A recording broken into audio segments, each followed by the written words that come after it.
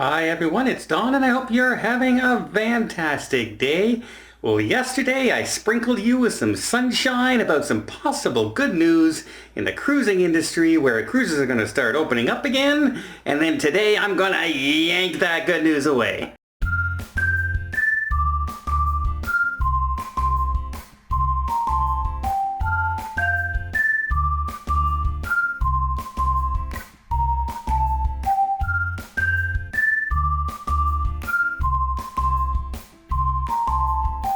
So yesterday, Carnival announced 8 cruise ships and 3 cruise ports opening up in the United States. They have firm dates, they have itineraries.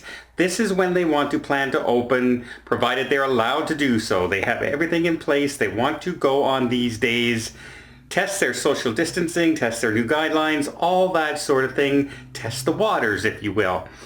But then almost the same day, you had Norwegian Cruise Line in a market and stock market announcement saying that they are having a hard time staying afloat with the money they have right now till the end of the year.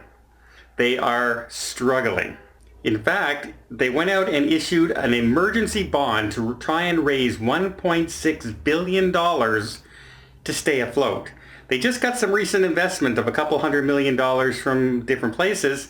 They say that's nowhere near enough to keep afloat with the expenses they have with no current money coming in. Now, obviously, if the good news happens and August rolls around and we start seeing ships being able to sail and cruise lines start to be able to make some money back, then this will get extended and things will go. Well, after the announcement of Norwegian Cruise Line, and remember, they're the 3rd largest cruise line in the world. After their announcement, their stock dropped another 14%, and it's already down to about $13 a share compared to just in February alone. A few months ago, it was at $55. Now, every cruise line share has taken a hit, but no cruise line company has come out and said, yeah, we don't have enough money to make it through the end of the year. We may go under. That is the first one to say that. And you gotta wonder how many other businesses are out there thinking the exact same thing. How many hotels are out there saying, unless we open up soon, we won't stay in, Hilton, Holiday Inn. How many hotels are out there saying the exact same thing, If there's no one going to Vegas, how are those hotels staying open? You can't have the theater shows anymore. You can't go see Britney Spears or go see Wayne Newton or anything, right? It's just crazy that so much is depending on things starting up again and starting up soon. And this is the first cruise line that has basically thrown out that gauntlet, if you will, to the world, and in particular to the governments out there, because the governments are the ones who are controlling the fate, basically, of everything, right? The government is telling us what we can open and what we can't open and when we can. So if the cruise line says, oh, we got lots of money the last 2 years, the government might make you wait 2 years to open. But if they come out and say, you know what, if we don't open up soon, we won't make it to the other end of the year, and that's going to launch hundreds of thousands of people into unemployment, and those jobs will not be waiting when this is all over.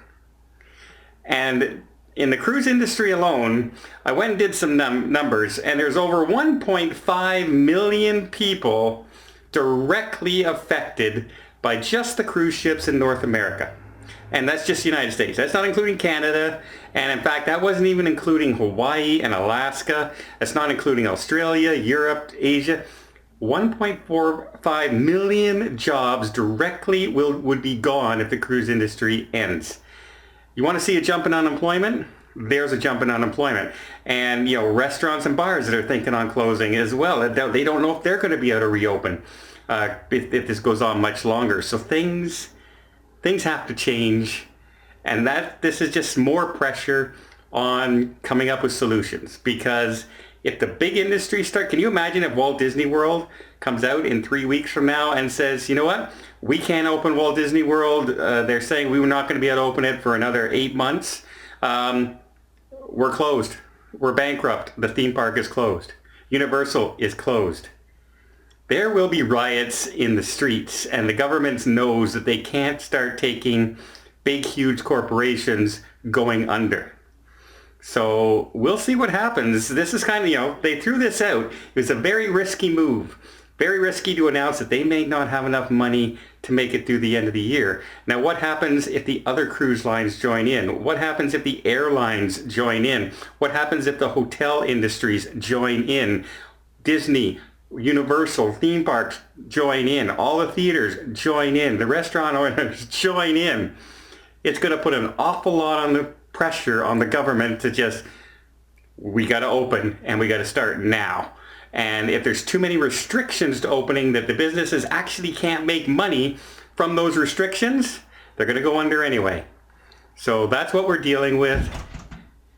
And that was the first real serious news that we've heard from the cruise lines. What do you guys think? Do you think they're going to make it? Do you think this opening up is going to be a better idea? Or do you think this could be the signs of the end? Yesterday good news, today bad news. Let's see what tomorrow brings. I hope you liked this video. If you did, please give it a thumbs up. Want to see more tips, more tricks, more travel vlogs from around the world? Hit that subscribe button. Till next time, have yourself a safe and a great vacation.